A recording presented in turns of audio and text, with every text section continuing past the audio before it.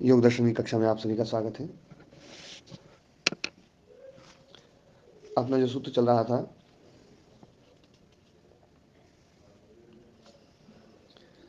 काय इंद्रिय सिद्धि अशुद्धि क्षया तपसः, तप के द्वारा काय सिद्धि और इंद्रिय सिद्धि। तो काय सिद्धि और इंद्रिय सिद्धि के बारे में चर्चा अपनी कल हो गई थी। अब अगला सूत्र है स्वाध्यायाद इष्ट देवता संप्रयोगः। ओम गुरु जी हाँ, प्रणाम। ओम प्रणाम जी, ओम प्रणाम। तो स्वाध्याय से इष्ट देवता संप्रयोग है ना। संप्रयोग का अर्थ होता है मेलनम, जुड़ना, मिलना। तो स्वाध्याय से इष्ट देवताओं का संप्रयोग होता है, इष्ट देवताओं का मिलन होता है। तो ये जो स्वाध्याय शब्द बड़ा अद्भुत है, और स्वाध्याय के बारे में कई बार अपनी चर्चा पहले भी आ गई है कि स्वाध्याय जो है, इष्ट देवता कौन गुरु जी? हाँ, कोई भी इष्ट देवता। अभी थोड़ा सा उस पर चर्चा करेंगे अपने इष्ट देवता के ऊपर। पहले स्वाध्याय के ऊपर कुछ चर्चा करना चाह रहा था मैं कि स्वाध्याय जो है ओम का जप, प्रणव का जप है, और सारी क्रियाएं जो है ना परम गुरु ईश्वर को समर्पित करना। ये दो स्वरूप बताए हैं स्वाध्याय के। उसमें जो ओम का जप है, क्योंकि ओम के बारे में कई बार चर्चा चल रही थी, ओम का जो जप है, हम जो ओम शब्द बोलते हैं और जो ओम शब्द ईश्वर का वाचक है, क्या ये दोनों शब्द एक ही हैं? हाँ जी, चिदानंद जी। अलग अलग है। हम्म चिदानंद जी नहीं आए ना। चिदानंद स्वामी जी, हाँ, जुड़े नहीं आप। हाँ जी, और कौन कौन इसको अलग अलग मानते हैं, एक मानते हैं? हाँ जी, पवन जी। हाँ स्वामी जी, हाँ जी। अलग अलग अलग अलग है स्वामी जी। स्वामी जी अलग अलग आपने बताया था पहले। हाँ जी, अलग अलग है गुरु जी। मतलब जो ईश्वर का जो वाचक है ओम शब्द, और जो हम ओम बोलते हैं, ये दोनों एक नहीं हो सकते। यदि ये एक हो तो हम जिसको बोलते हैं उसको तो हम उत्पन्न करते हैं, और जो चीज उत्पन्न हुई है वो ईश्वर कैसे हो सकती है? वास्तव में जो वाच्यवाचक शब्द है, ईश्वर का वाचक ओम, वास्तव में वो ओम ही ईश्वर है। वो जो ओम है और हम जो ओम बोल रहे हैं, ये दोनों भिन्न है।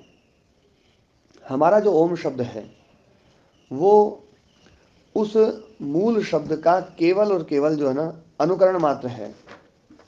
अनुकरण शब्द होते हैं, अनुकरण शब्द होते हैं, जैसे है ना, किसी ने ताली बजाई। अब आप बोलेंगे तो भैया है ना जो है क्या किया उसने, तो आप बोलेंगे ताली बजाई।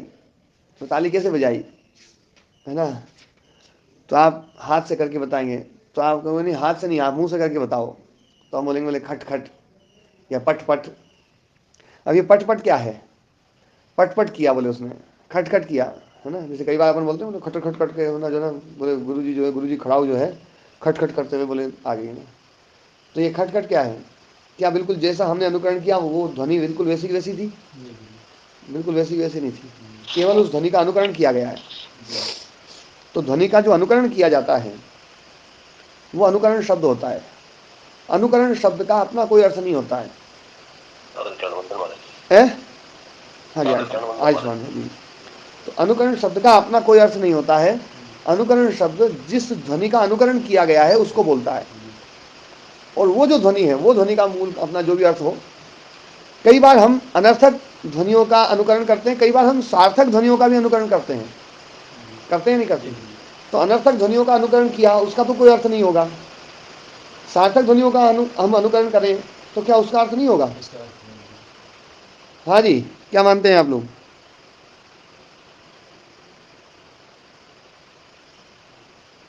सार्थक शब्द ही कह रहे हैं। हाँ, सार्थक शब्द ही। और अनर्थक ध्वनि का अनुकरण किया, उसका कोई अर्थ होगा कि नहीं होगा? नहीं होगा। मैंने भी बताया, देखो क्या बताया था कि अनुकरण शब्द जो है वो उस अनुकरण जिसका अनुकरण किया गया है उस ध्वनि को बोलता है बस। जैसे गुरुजी खटखट करके आ रहे हैं, तो खटखट खटखट करके आ रहे हैं, तो खटखट खटखट शब्द किसको बोल रहा है? जो खड़ाऊ की आवाज निकली है, वो आवाज इस शब्द का अर्थ है। वो ध्वनि, वो जो ध्वनि है, वो ध्वनि ही अर्थ है इस शब्द का जो मुंह से बोला गया है। जैसे गेट बंद करते समय बोले गेट बंद किया, बोले चू से गेट बंद हुआ। कई बार गेट चू से बंद होता है ना, तो अब जो मैंने चू शब्द बोला, उस चू शब्द का अर्थ क्या है? जो गेट से निकलने वाली ध्वनि, ये शब्द का अर्थ है, ये अनर्थक नहीं है। भले ही वो चू अनर्थक हो, इसका तो अर्थ है। ध्यान देने वाली बात है, अनुकरण शब्द का अर्थ हमेशा अनुकार्य होता है। जो अनुकरण करने योग्य ध्वनि है, जो शब्द है, वो शब्द ही इस अनुकरण शब्द का अर्थ होता है। चू शब्द का क्या अर्थ है? चू शब्द का अर्थ है कि वो गेट से निकलने वाली ध्वनि है ना। कुत्ता भौ भौ बोलता है, अब ये भौ भौ जो मैंने बोला, इस भौ भौ का क्या अर्थ है? बस कुत्ते का भौंकना। जो कुत्ते से जो ध्वनि निकलती है वो ध्वनि इस भौ भौ का अर्थ है। चिड़िया चे चे करती है, तो चे चे शब्द का क्या अर्थ है? बस चिड़िया का अर्थ है। जो चिड़िया की जो ध्वनि है वो ध्वनि इस चे चे शब्द का अर्थ है। समझ में आ रही बात? ओम महाराज जी। हाँ ओम जी। महाराज जी, अर्थ का हम वास्तव में मीनिंग जो लेते हैं वो तात्पर्य के रूप में ले लेते हैं। शब्द जो है जिस अर्थ की तरफ इशारा करता है वो उस शब्द का अर्थ हो गया, वो शब्दार्थ हो गया। अर्थ माने पदार्थ। हाँ, नहीं, अर्थ मतलब अर्थ, तात्पर्य जो आप बोल रहे हैं, उस शब्द से किस चीज को बोला जा रहा है, उस शब्द से किस चीज को बोला जा रहा है। आप लोगों ने हिंदी में पढ़ा होगा कि बहुत सारे शब्द निरर्थक शब्द होते हैं जी, लेकिन मैं ऐसा नहीं मानता हूं। शब्द का अर्थ होता है, जैसे निरर्थक शब्द पढ़ाए जाते हैं, शब्द ही अपने आप में एक अर्थ है। नहीं, शब्द का अपना एक अर्थ होता है। जैसे निरर्थक शब्द जैसे बोलते हैं कई बार, है ना, जैसे रोटी वोटी ले आओ, अब रोटी के सामने वोटी बोला गया, इस रोटी वोटी का क्या अर्थ है? वोटी का क्या अर्थ है? रोटी तो समझ मांस को भी कहते हैं। नहीं, वोटी यहाँ पर रोटी वोटी है ना, है ना। जैसे पूड़ी उड़ी, जैसे पूड़ी उड़ी खा लो, अब पूड़ी और उड़ी, रोटी के साथ सब्जी आदि कोई बात हो उसके रोटी मान लेते हैं, वैसे रोटी का कोई अर्थ नहीं। जैसे पूड़ी उड़ी, अब पूड़ी उड़ी मतलब उड़ी मतलब जी, बस वो तो राइम मिलाने के लिए बोल। देखो, ध्यान देने वाली बात है, जो किसी ध्वनि के साथ में कोई ध्वनि पैदा की जाती, किसी शब्द के साथ में हम दूसरा शब्द पैदा करते हैं, तो उस शब्द का अर्थ, उसको निरर्थक जो माना जाता है वो गलत है। वास्तव में उस शब्द का अर्थ वो होता है, रोटी वोटी बोलेंगे तो वोटी जैसी, रोटी जैसी, रोटी जैसी वो होती वोटी। पूड़ी उड़ी खा लो तो पूड़ी और उड़ी, उड़ी मतलब पूड़ी जैसी। ध्यान देना, जब हम निश्चयात्मक ना कोई भाषा बोलते हैं, निश्चयात्मक हमें अर्थ ना निकालना हो, भैया रोटी खा के आओ, और तो हमें पता है रोटी बनी हुई, रोटी खा के आओ। और जब हमें पता नहीं है कि ये रोटी बनी है, पता नहीं चावल बना है, पूड़ी बनी है, क्या बनी है, तो बोले रोटी वोटी खाओ, तो रोटी वोटी से सब्जी अर्थ नहीं निकलेगा, क्योंकि सब्जी बिल्कुल अलग चीज है। रोटी जो सब्जी के साथ में खाई जाती है, भोजन में दो चीजें होती है मुख्य, एक जिसको खाना है और एक जिसके साथ खाना है। तो जिसको खाना है मुख्य जो ना रोटी है, रोटी में चावल आ जाएगा, वोटी शब्द में चावल आ सकता है, पूड़ी आ सकती है, पराठा आ सकता है। ठीक है सतीश जी? जी, समझ गए। है ना, मतलब रोटी वोटी में रोटी जैसी, सब्जी वब्जी, सब्जी वब्जी मतलब दाल हो सकती है, चटनी हो सकती है, अचार हो सकता है, सब्जी वब्जी खा लो यार, कुछ भी जो है ना, ऐसा बोलते हैं। जैसे बर्तन धोना है, राख वाख से धो लो, राख से धो लो तो स्पष्ट हो गया भाई राख से धोना है। राख वाख से धो लो तो राख से धो लो, मिट्टी से धो लो, साबुन से धो लो, है ना, कोई और चीज घिस करके धो लो। राख जैसी कोई भी चीज है उसको बोलेंगे वाक। जब कहने वाले का तात्पर्य यह होता है कि मैं निश्चयात्मक रूप से नहीं बोल रहा हूं, आप उसमें विकल्प लेकर के काम कर सकते हैं, तब इस प्रकार की शब्दावली का प्रयोग होता है। क्यों जी प्रदीप जी? जी स्वामी जी, बिल्कुल सही है ना। हम जब है ना निश्चयात्मक शब्द का प्रयोग करते हैं तो हम कभी भी अनर्थक शब्दों का प्रयोग नहीं करते हैं, जिनको अनर्थक बोला जाता है आजकल हिंदी व्याकरणों में जो है पढ़ाया जाता है कि अनर्थक शब्द हैं। मेरी दृष्टि में वो अनर्थक नहीं है, वो एक विकल्प को देने के लिए है ना। जब विकल्प दिया जाता है, जैसे किसी ने कहा भैया मोटरसाइकिल से चले जाओ, तो बिल्कुल पक्का है भैया मोटरसाइकिल से जाना है, और बोलने वाले का ये है मोटरसाइकिल से चल जाओ, तो इसका मतलब मोटरसाइकिल से चल जाओ, आप साइकिल से चल जाओ, और किसी चीज से चल जाओ, जो भी जाने लायक जो भी चीज है, जैसे मोटरसाइकिल से जाते हैं वैसे चले जाओ, पर चले जाओ। विकल्प दे दिया है। जब विकल्प दिया जाता है तो एक जो शब्द का प्रयोग किया जाता है, तो हर शब्द अपने साथ में कोई अर्थ देता है। ध्यान देने वाली बात है, शब्द अपना कोई अर्थ देता है। वो अर्थ हमें समझ में आए नहीं आए वो अलग बात है, लेकिन शब्द अर्थ देता है। शब्द का अर्थ के साथ में संबंध नित्य है ना। सिद्धे शब्दार्थ से संबंध है, पहला वार्तिक है, और उस पर बहुत व्याख्या की है भाष्यकार महर्षि पतंजलि ऋषि ने। तो उसमें कहा है शब्द का अर्थ और उन दोनों का आपस में संबंध ये नित्य है। तो अभी अपन बात कर रहे थे अनुकरण शब्द। अनुकरण शब्द अनुकार्य को बोलता है। अनुकरण शब्द अनुकार्य को बोलता है। जैसे है ना, हमने अनुकरण किया अनुकार्य ध्वनियों का। जो मान लीजिए कोई ध्वनि पैदा हो रही है, खड़ाऊ से हो रही है, गेट से हो रही है, ताली से हो रही है ना, दो लकड़ियों के रगड़ने से हो रही है, हवा चलने से, पेड़ों में जो ना, जैसे पीपल का पेड़ क्या करता है, हवा चलती है तो, हाँ जी सतीश जी, कैसे आवाज करता है पीपल का पेड़? खड़क खड़क की आवाज करता है, पत्ते खड़क हैं उसके, और खन खन की आवाज आती है सारी। देखो आप लोगों ने जो ना कई सारे शब्द बोले हुए हैं, और हर आदमी अलग अलग प्रकार के शब्द बोल सकता है, लेकिन इन सभी शब्दों का एक ही अर्थ निकलेगा, जो ध्वनि वहां पर निकलती है। इन शब्दों का अर्थ क्या है? वो जो ध्वनि पीपल के पत्तों से निकलने वाली जो ध्वनि है, वो ध्वनि इस शब्द का अर्थ है। लेकिन गुरुजी इस सब से कोई अन्य भी तो, अगर जो ना जानता हूँ मैं किसके लिए कह रहा हूँ, तो कुछ और भी अर्थ निकाल सकता है इसका। हाँ, जो नहीं जानता हो तो किसी का भी निकाल सकता है। पानी शब्द का अर्थ किसी को नहीं पता है तो निकाल नहीं सकता है। वो तो इसी शब्द में क्यों बोल रहे हैं, बात तो सब में घटित होगी। तो वहाँ कुछ विशेष बोध करा रहा है पानी से, तो वहाँ विशेष बोध, अब बोलने वाला आदमी सामने वाले को पानी शब्द बोल रहा है। अब जैसे जो है ना, मैं आप लोगों को बोलूँ है ना कि बिडोजा, अब बिडोजा शब्द बोला मैंने, तो बिडोजा शब्द का अर्थ जो है ना आप लोगों को नहीं पता है, जबकि बिडोजा शब्द का अर्थ होता है मघवा, मघवन। मघवन का भी नहीं पता। मघवन का मतलब होता है इंद्र। है ये एक उक्ति है, मघवा मूल बिडोजा टीका। मघवा मूल बिडोजा टीका, कि मूल में मघवन शब्द आया, मतलब जैसे कोई सूत्र में मघवन शब्द आया, और उसकी व्याख्या करने वाले ने व्याख्या करना चाहिए था तो सरल अर्थ करना चाहिए था। मघवन का अर्थ क्या करना चाहिए था? इंद्र करना चाहिए था, तो समझने वाला समझ लेता। लेकिन टीकाकार ने क्या किया, मघवन का अर्थ बिडोजा कर दिया। वो मघवन तो और भी समझ में आता, वो बिडोजा बिल्कुल समझ में नहीं आएगा। तो जब कहने वाला कोई चीज कहता है तो व्यक्ति नहीं समझ रहा है, तो वो ऐसे शब्द का प्रयोग करेगा जो समझे। आप भी यदि किसी को बोल रहे हो पानी समझ में नहीं आ रहा है, तो आप कोशिश करेंगे भैया पानी शब्द का प्रयोग ना करके, फिर आप बोलेंगे वाटर समझ में आ रहा है, मम समझ में आ रहा है, होता ही नहीं होता है। फिर आप इशारे से करेंगे, जब कोई शब्द समझ में नहीं आ रहा है ऐसा जो ना, तो आप इशारे से प्रयोग करेंगे, पर आप समझाने का प्रयास जरूर करेंगे।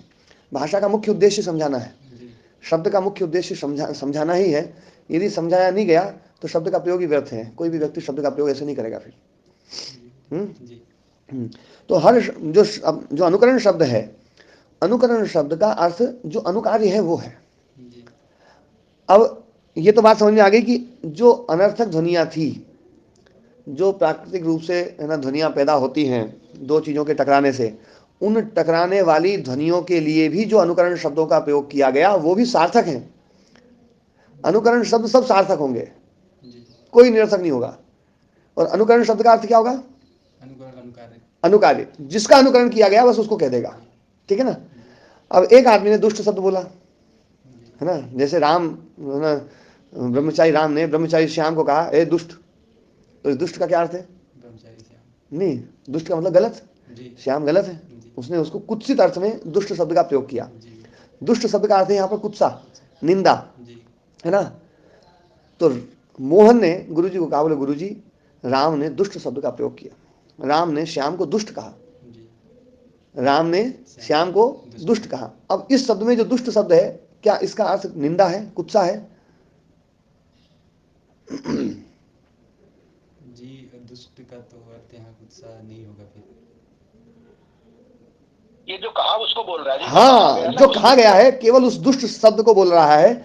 ये जो मोहन ने जो दुष्ट शब्द बोला है, उस दुष्ट शब्द का अर्थ ये है राम ने ऐसा शब्द बोला है। जी नहीं तो राम को दुष्ट शब्द बोलने पर दंड मिले तो मोहन को मिलना चाहिए, पर मोहन को नहीं मिलता है। जी है? जी राम ने कोई गाली दी और दूसरे आदमी ने कहा बोले जी उसने ये गाली दी है, जी तो दोनों ने शब्द तो दोनों ने एक ही बोले हैं, जी पर क्या दोनों शब्दों का एक ही अर्थ है? नहीं जी एक शब्द जो है ना निंदा अर्थ में जो प्रयोग हो गया है, और दूसरा शब्द जो है ना केवल उस शब्द को बतलाने के लिए है जी कि उसने ऐसी ध्वनि बोली थी, जी है ना। तो ये जो शब्द है ना, ये अनुकरण शब्द है। अनुकरण शब्द अनुकार्य को बोल देते हैं। दुष्ट शब्द जो राम ने बोला था, मुख्य रूप में गुस्से में, लड़ाई में जो दुष्ट शब्द बोला था, उस दुष्ट शब्द का अनुकरण किया गया है इसके द्वारा, जी तो वो अनुकार्य है और ये अनुकरण शब्द है। ये अनुकरण शब्द उस दुष्ट शब्द जैसा दुष्ट नहीं है, ये केवल उसका अनुकरण मात्र है। जी ये दुष्ट उस ध्वनि को बोलेगा, उस ध्वनि का अर्थ जो है ना उसने राम ने जो प्रयोग किया था उसको बोलेगा। बात समझ में आई? जी उमेश जी बात समझ में आई? हाँ जी उमेश जी, वो यात्रा में होंगे शायद इसलिए थोड़ा सा। हाँ तो उमेश नाम से ही है, यहाँ कोई जुड़ा नहीं है। अच्छा उमेश नहीं, पवन जी, पवन जी। पवन जी, हाँ पवन जी, तो है, पवन हाँ हाँ पवन जी समझ में आई बात? स्वामी जी। हाँ हाँ स्वामी जी। है ना। तो अनुकरण शब्द का हम अर्थ समझ लें। अनुकरण शब्द का अपना मूल अर्थ नहीं होता। अनुकरण शब्द केवल उस ध्वनि को बोलता है जो ध्वनि बोली गई है। जी तो हम जो ओम शब्द बोलते हैं, ये ओम शब्द वास्तव में अनुकरण शब्द है। जी वो जो ओम है जो कभी पैदा नहीं होता है, जो कभी मरता नहीं है, जिसमें कभी विकृति नहीं आती है, जो घटता नहीं है, बढ़ता नहीं है, जो एक रस रहता है, एक ऐसी ध्वनि, एक ऐसा शब्द जिसको यूनिवर्सल साउंड भी कहते हैं, जो एक रस चल रहा है, जिसका पता ही नहीं कहां से आया है। हर प्रकाश की किरण का हमें उद्गम स्थान पता है, लेकिन जो यूनिवर्सल साउंड है उसका उद्गम अभी तक नहीं पता चला कि भैया है कहां से, वो आ कहां से रहा है। ये हमारा जो प्राचीन दर्शन है, प्राचीन दर्शन शब्द को नित्य मानता है। वो शब्द नित्य यही वाला शब्द है जो पूरे ब्रह्मांड में व्याप्त है। जी हम मुख्य एनर्जी शब्द को मानते हैं। आज का जो साइंस है वो एनर्जी जो है ना लाइट को मानता है, जी लेकिन लाइट जो है उस एनर्जी का सोर्स है। लाइट कभी भी पैदा होगी तो मैटर से पैदा होती जी है? जी मैटर से एनर्जी पैदा होती है ना। जी इनकी एनर्जी मैटर से पैदा होती है, यहाँ उद्गम है, यहाँ उत्पत्ति है। जी हमारी जो एनर्जी है वो शब्द है, वो शब्द पैदा नहीं होता है। हाँ ध्वनियाँ पैदा होती हैं, हम ध्वनियों का प्रयोग करते हैं, लेकिन जो परावाक है, 4 प्रकार की वाणी है ना, परा, पश्यंती, मध्यमा और बैखरी, उसमें जो परावाक है वो शब्द ब्रह्म है। उसी को शब्द ब्रह्म कहा है। शब्द ब्रह्मणि निष्णाता पर ब्रह्माधिगच्छति। जिसने शब्द ब्रह्म को जान लिया वही पर ब्रह्म को जानता है। वो पैदा नहीं होती है, वो नष्ट नहीं होती है, वो विकृत नहीं होती, वो एक रस रहती है। वो जो ध्वनि है, वो जो शब्द ब्रह्म है, जो यूनिवर्सल साउंड है, वो ओम है। उस ओम का हम अनुकरण करते हैं तो हम ओम बोलते हैं। तो हम जो ओम बोल रहे हैं वो ओम उस ध्वनि के साथ में एकाकार हो, ऐसा हमें प्रयास करना है। हम जो है इस ध्वनि के साथ के द्वारा हम उस नित्य ध्वनि को हम अपने भीतर पैदा करें, वो झंकार हमारे भीतर पैदा हो। वो जो झंकार वही शब्द है, वो एक ओंकार, एक नाद जो बोलते हैं हम, जिसको नाद बोलें, उसको शब्द बोलें, उसको अक्षर बोलें, जिसका अक्षरण नहीं होता है उसी को अनाहत भी कहा जाता उसको अनाहत कहते हैं, क्योंकि वो आहत ध्वनि नहीं है। बाकी जितनी भी ध्वनियाँ हैं वो आहत ध्वनियाँ हैं। कोई दो चीज़ टकराती है उससे पैदा होती है। वो ध्वनि ऐसी है, वो अनाहत है, किसी दो चीज़ के टकराने से पैदा नहीं है। वो तो है ही, हमेशा से है, वो एक जैसी है। हम जो ध्वनि पैदा करते हैं उसमें पहले आ बोलेगा, फिर ऊ बोलेगा। ओ जब हम बोलते हैं तो ओ जो शब्द बनता है ये संयुक्त अक्षर है, संयुक्त वर्ण है। और ये जो है ना संध्याक्षर वर्ण है, संध्याक्षर वर्ण ए आई ओ औ, इनमें क्या है, एक बात समझने की है कि इसमें पहले आ बोलेगा, उसके बाद में ऊ बोलेगा। आ और ऊ बोल करके तो ओ बनता है। यदि हम शब्द शास्त्र को थोड़ा सा गहनता से समझेंगे तो समझ में आएगा कि ओ बोलते समय पहले चतुर्थ भाग में आ बोलेगा, बाद में ऊ बोलेगा, और आ और ऊ मिलकर के ओ बन गया है। जैसे है ना, ए और आई, आप बोल के देख लो, ई बोलेगा बाद में, जी है बोलो, वही जी आई है, बोलता है स्वामी। आ बोल रहा है, जी प्रारंभ में आ बोल रहा है, जी जी है? हाँ हाँ जी। जी। हाँ, औ बोल के देखो, प्रारंभ में आ बोलेगा, बाद में ऊ बोलेगा, जी औ ऊ बोल रहा है, जी शुरू में आ बोल रहा है ना। तो ए और आई ये एक प्रजाति के हैं, ओ और औ एक प्रजाति के हैं। आप कभी भी बोलेंगे इसको तो आप आ और ऊ इकट्ठा नहीं बोल सकते हैं, जी इकट्ठा है ना। जी आ और ऊ इकट्ठा नहीं बोलेगा, क्रम से बोलेगा। पहले ये आ बोलेगा, फिर ऊ बोलेगा, फिर मां बोलेगा। जी तीनों वर्ण एक साथ नहीं निकल सकते हैं, जी संभव नहीं है। जी लेकिन वो जो अनाहनाद है ना, उसमें तीनों वर्ण एक साथ है। आप उसको सुनोगे तो आप निरंतर आ सुन सकते हो, आप सुनोगे तो निरंतर ऊ सुन सकते हो, और आप सुनोगे तो निरंतर मां सुन सकते हो। इसलिए उसको ना HUM नाम दिया है, यूनिवर्सल साउंड को नाम दिया है HUM। एच मतलब आ, वैसे हा बोलते हैं, पर क्योंकि जो वैज्ञानिक गए हैं वो क्योंकि शब्द विद्या को इतना समझ ना उन्होंने समझा नहीं है, इसलिए उन्होंने आ हा जो है ना, अकु विसर्जनिया कंठ्या, कंठ है ना। तो आ और हा जो ना एक जैसा ही है, उनको आ जो ना हा जैसा दिखाई दिया, उन्होंने एच बोल दिया, और ऊ यू बोल दिया, और माँ एम बोल दिया। HUM यूनिवर्सल साउंड जो बोलते हैं ना, HUM को बोलते हैं। जी बोले एच, ये सुनना चाहो तो आप आ सुन सकते हो या हा सुन सकते हो, आप सुनना चाहो तो ऊ सुन सकते हो, और आप सुनना चाहो तो मां सुन सकते हो। जिसमें आप ध्यान लगाओगे वही सुनाई देगा, वहां क्रमिकता नहीं है। ऐसा नहीं है कि पहले जो है ना आ सुनेगा, फिर ऊ सुनेगा, फिर मां सुनेगा, फिर आ सुनेगा, फिर ऊ सुनेगा, फिर मां सुनेगा, फिर आ सुनेगा, फिर ऊ सुनेगा, फिर मां सुनेगा। ऐसी क्रमबद्धता नहीं है वहां पर। वो जो ध्वनि है ना, उस ध्वनि में क्रमबद्धता नहीं है, ध्यान देने वाली बात है। तीनों है निरंतर है तीनों तीनों निरंतर हैं, क्योंकि वो अनहदनाद है, कबीर पंथ पैदा में नहीं होता है? कबीर पंथ में इसको बड़ा अनहदनाद को बड़ा उल्लेखित किया हाँ, ओम तो सब जगह है, कबीर पंथ में क्या है ना। आप सिख समुदाय में चले जाओ, है ना, वो शब्द बोलते हैं। शब्द शब्द कौन सा है? ओम, एक ओंकार सतनाम, है ना। शब्द ही ताला शब्द ही कुंजी शब्द ही शब्द समाया हाँ। शब्द ही शब्द से पर्चा हुआ शब्द ही शब्द समाया शब्द में सब कुछ समाया है। जी शब्द ही ताला, शब्द ही कुंजी। शब्द ही ऐसा वो गोरख हमारे यहाँ मंदिर है ना वहाँ हाँ भी लिखा गया है हाँ, तो गोरख में भी ओम को जो है ना, मतलब आप चाहे गोरख वाणी सुनो, जी चाहे आप नानक वाणी सुनो, चाहे आप कबीर वाणी सुनो, और यहाँ तक कि मुसलमानों को और ईसाइयों को सुनोगे ना, तो उसमें भी है जी ओमीन। मुसलमानों में चलता जी ओम है जी ओमीन, पवित्र ध्वनि को मानते हैं। उनको ये नहीं पता ये ओमीन कहाँ से आया आमीन बोलते हैं, है समझो। ना। ओमीन को ही आमीन कर दिया, आमीन बोलते हैं वो। हाँ, ओमीन ही आमीन हो गया है। क्योंकि वास्तव में मुस्लिम संस्कृति जो आई है वो यहूदियों से आई है। यहूदियों में ओम था, ओम से आम हो गया, आमीन बन गया।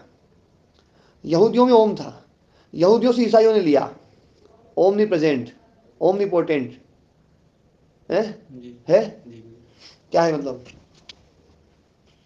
Omni present? जी ओमनी प्रेजेंट सब आता है सर्वव्यापक। जो सब जगह हो तो प्रेजेंट बोलना चाहिए। ओमनी का क्या मतलब है? ओमनी तो, ओमनी क्यों बोला फिर है? मतलब जो ओमनी शब्द है वो शब्द भी वहां पर, मतलब उनको भी नहीं पता कि ओमनी शब्द कहां से आया है। Omnipresent, omnipotent, omniscient, अब ये ओमनी कहां से आ रहा है उनको ही नहीं पता है, लेकिन ओम है वहां पर भी जी है। ओमनी साइंट, अब साइंट बोलना चाहिए था, देख लिया। ओमनी साइंट क्यों बोल रहे हैं?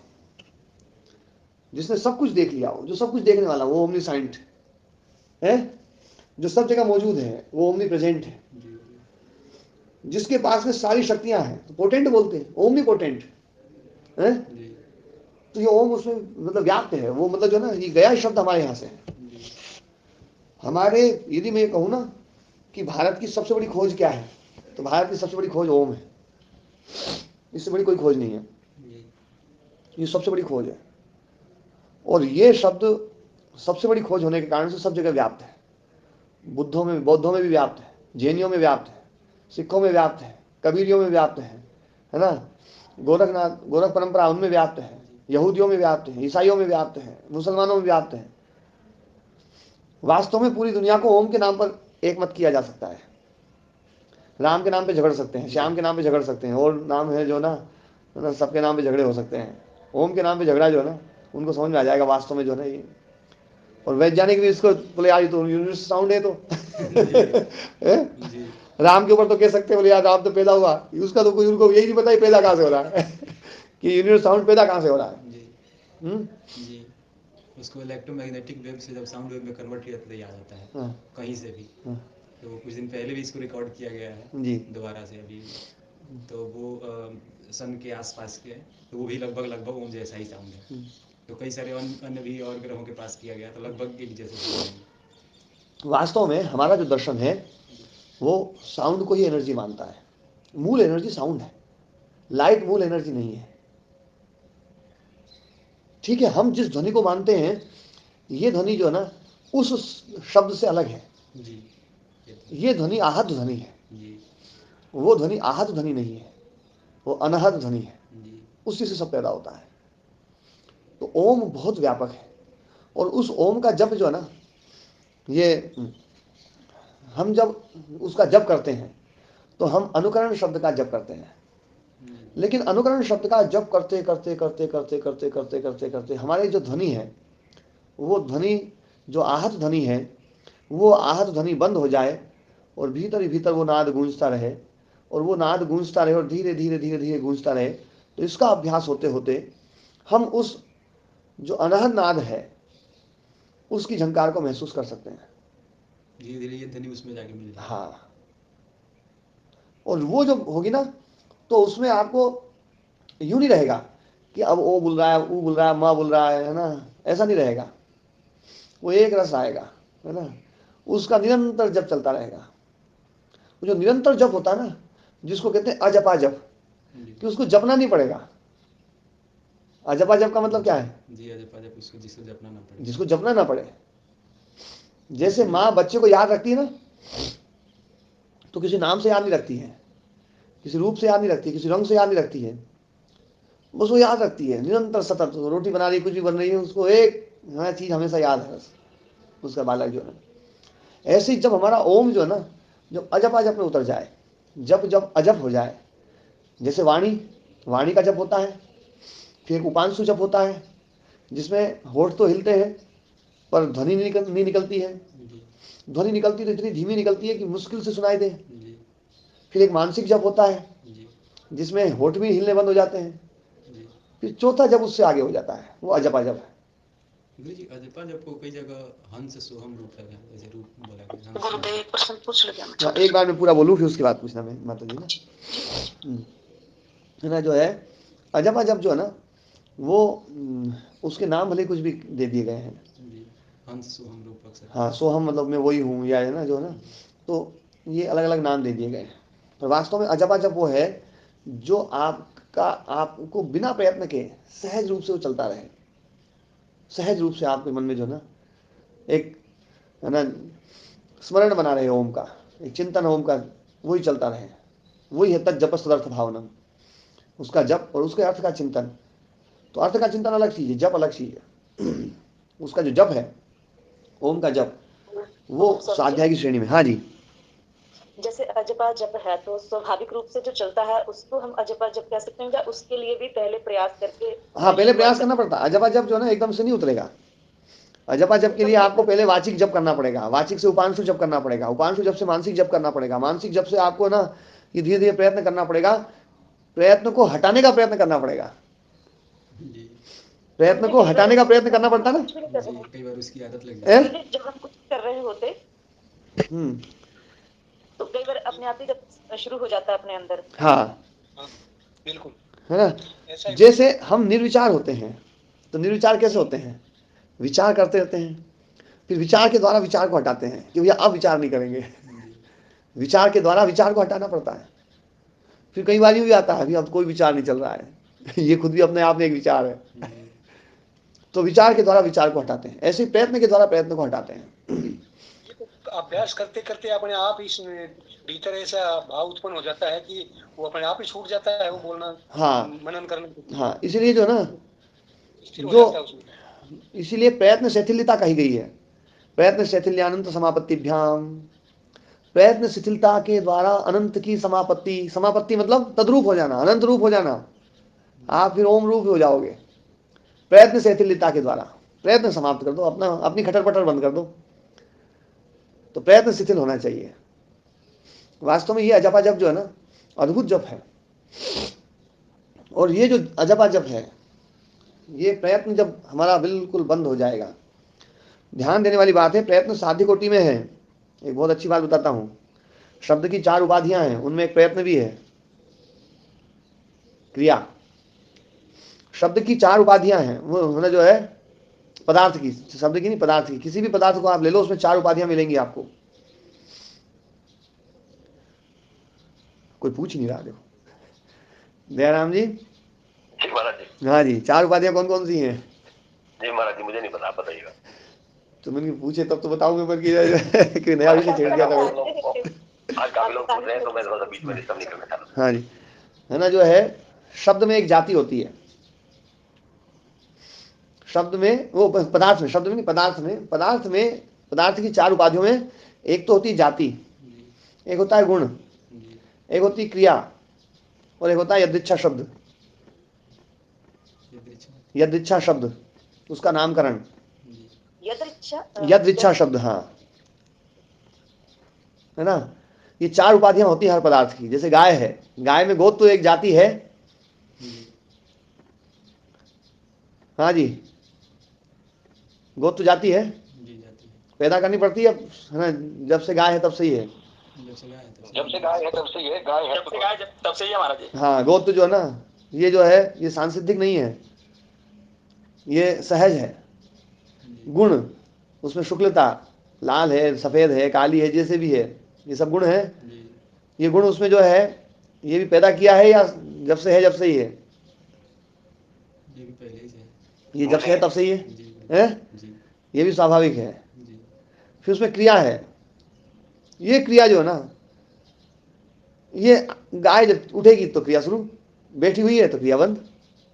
ये क्रिया साध्य है, इसको हम प्रयत्न बोलते हैं। तो प्रयत्न साध्य होता है, क्रिया साध्य होती है, ये सांसिधिक होती है। और उसमें है क्रिया जरूर, ये बिल्कुल पक्का है, पर सांसिधिक है, साध्य है। और उसका एक नाम रख दिया, गाय, गो। ये यदृच्छा शब्द, ये भी उस पदार्थ की एक उपाधि है।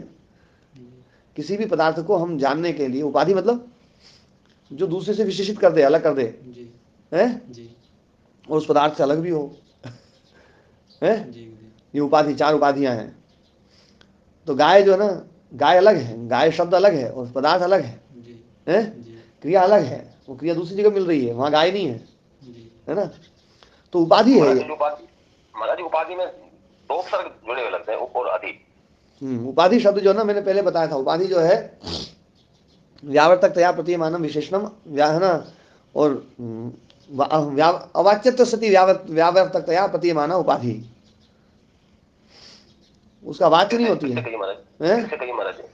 अवाच्यत्वे सति व्यावर्तकतया, हाँ, अवाच्यत्वे सति व्यावर्तकतया प्रतीयमान उपाधि।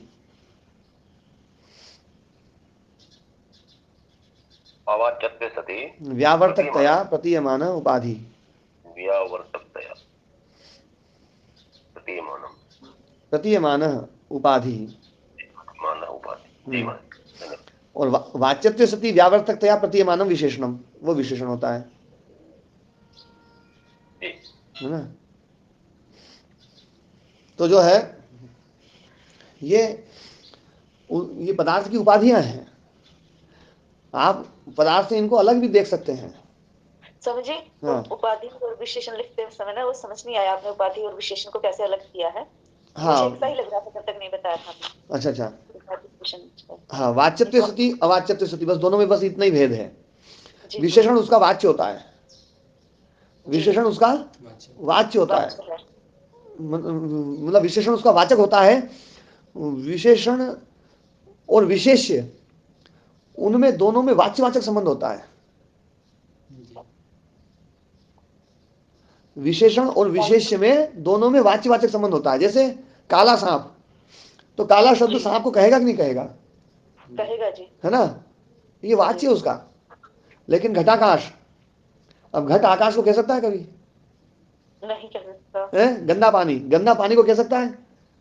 नहीं जी। गंदगी अलग है, पानी अलग चीज है। गंदगी में मिट्टी है, पानी में घुल गई है बस। तो उस मिट्टी से युक्त जो ना पानी हो गया है, इसलिए हम उसको गंदा पानी बोल देते हैं, पर वास्तव में उसका वाच्य नहीं है वो। उपाधि जो होती है वो बिल्कुल अलग होती है। तो शब्द भी अर्थ के साथ में वाच्यवाचक होता है वैसे तो, पर दोनों को बिल्कुल पृथक देकर के यहाँ पर उसको उपाधि के रूप में प्रयोग किया गया है।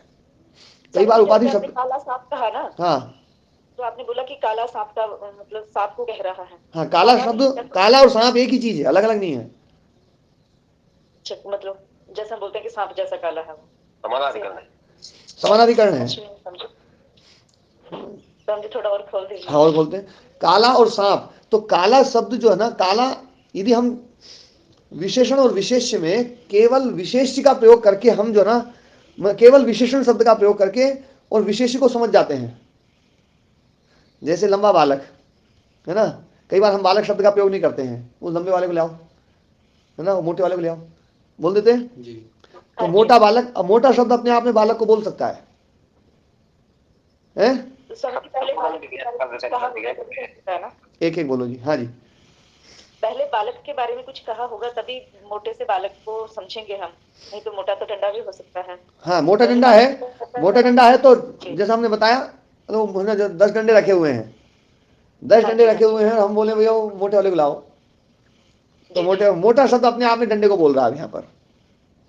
ठीक है ना, मतलब पहले इसकी चर्चा हो रही होगी, चाहे पहले चर्चा हो नहीं हो वो बात नहीं, वो है ना, पर उसमें जो ना मोटा शब्द उसको बोल सकता है। अब मैं आपसे पूछता हूँ, घटाकाश, घटाकाश में चाहे पहले खूब चर्चा कर लो, पर घड़ा शब्द कभी भी आकाश को बोल सकता है? घड़ा शब्द तो घड़े को ही बोलेगा। जी। घड़ा अलग चीज है, आकाश बिल्कुल अलग चीज है, उसका आपस में कोई संबंध ही नहीं है। जी। कोई है संबंध? घड़ा और आकाश एक चीज हो सकती है? मोटा डंडा, तो डंडा और मोटा है, उसमें दोनों एक ही चीज है, दोनों एक ही पदार्थ में है या नहीं है? जी। लेकिन घड़ा और आकाश क्या दोनों एक ही पदार्थ में है?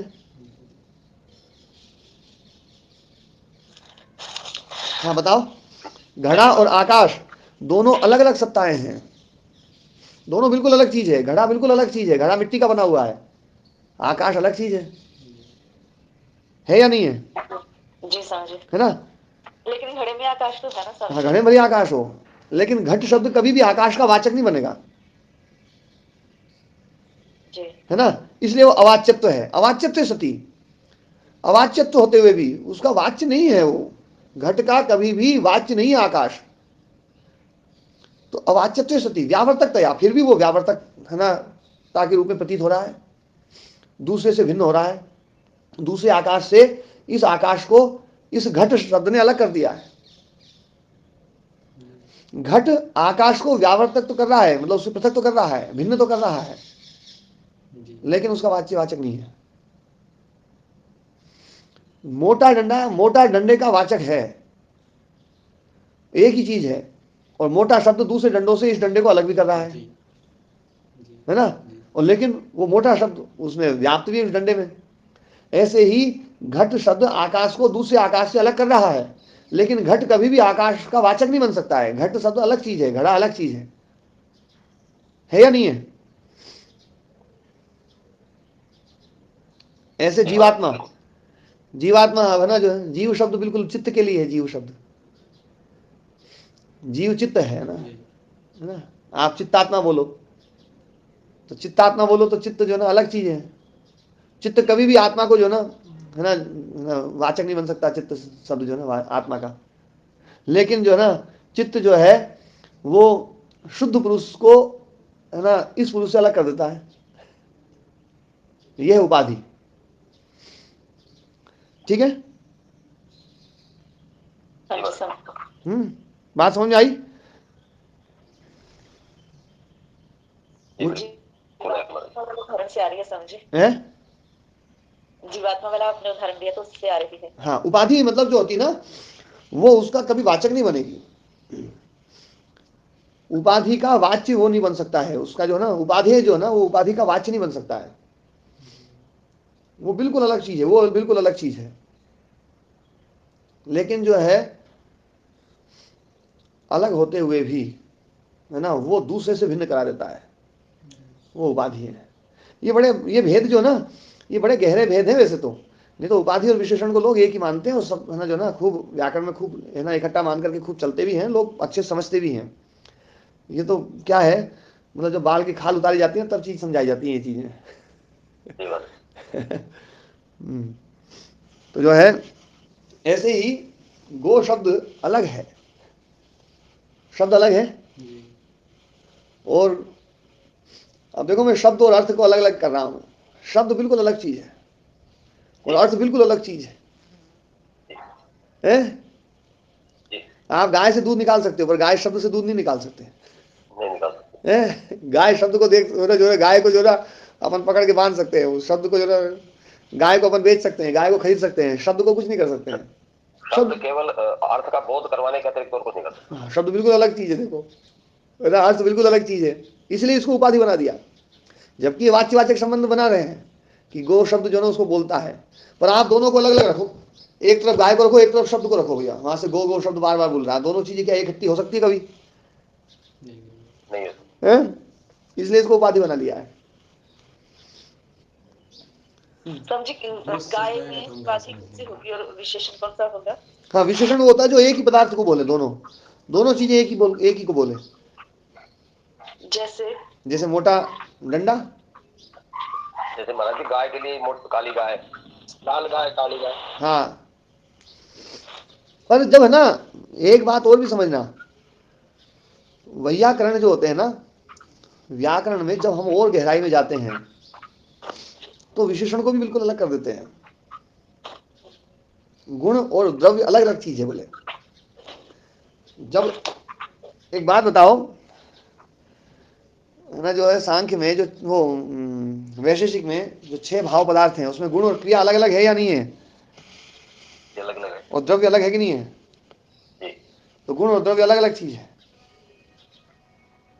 ना? करने पर तो ऐसा ही निकलता है। सामान्य व्यवहार में तो ऐसा नहीं लगता, लेकिन विश्लेषण करने पर तो पता। हाँ, जो बिल्कुल विश्लेषण करेंगे, जैसे सामान्य विश्लेषण में तो गाय और है ना शब्द और अर्थ एक ही है, वाच्यवाचक संबंध है यहाँ पर। वाच्यवाचक संबंध तो शब्द में ही होता और किसमें होगा? है? लेकिन मैंने इसको भी अलग कर दिया, इसको अलग किया, ये बाल की खाल उतारने उसमें रूप में। ऐसे ही जब वैशेषिक दर्शन पढ़ते हैं हम तो द्रव्य और गुण बिल्कुल अलग अलग चीज भी होती हैं। लेकिन जब समाधि की बात करते हैं तो महाराज जी बातों अर्थ को और ज्ञान को भी अलग कर दिया, शब्द अर्थ और ज्ञान। हाँ, तो ये अच्छा आज तो समय हो गया, तो उपाधियों में ही मामला गड़बड़ हो गया। तो अपनी जो चर्चा चल रही थी ओम के ऊपर, ओम जो हम बोलते हैं तो ये प्रयत्न साध्य है और अजपा जप अप्रयत्न साध्य है। उसमें प्रयत्न को खत्म करना है, अजपा जप में कोई प्रयत्न नहीं है, पर वो प्रयत्न को खत्म करना जो ना पहले उसमें प्रयत्न करना पड़ेगा। जी कबीर ने वो कहा ना, कर फेरू न माला फेरू जीवा कहे न राम। हाँ, क्या बोले? कर फेरू न माला फेरू, कर फेरू न माला फेरू जीवा कहे न राम। सुमरन मेरा हरि करे मैं पाऊं विश्राम। और सुमरन मेरा हरि करे मैं पाऊं विश्राम। क्या गजब बात बोली है कि वो अपने आप ही चलता रहे भैया ना, अपन तो विश्राम करें। मतलब वास्तव में जो है ना इनमें जो है ना कई सारी गूढ़ चीजें हैं। मतलब कहने का भाव ये है कि अजपा जप जो है ना जब उतरेगा तब वो जो अनहद नाद है वो भीतर प्रकट होगा, वो परावाक है ना, वो परावाक। 4 प्रकार की वाणी होती है, परा है ना, पश्चंती, मध्यमा, वेखरी कल उस पर चर्चा करेंगे। आज इतना ही है ना, 5 मिनट आप देते हैं, समय हो गया। ओम शांति शांति।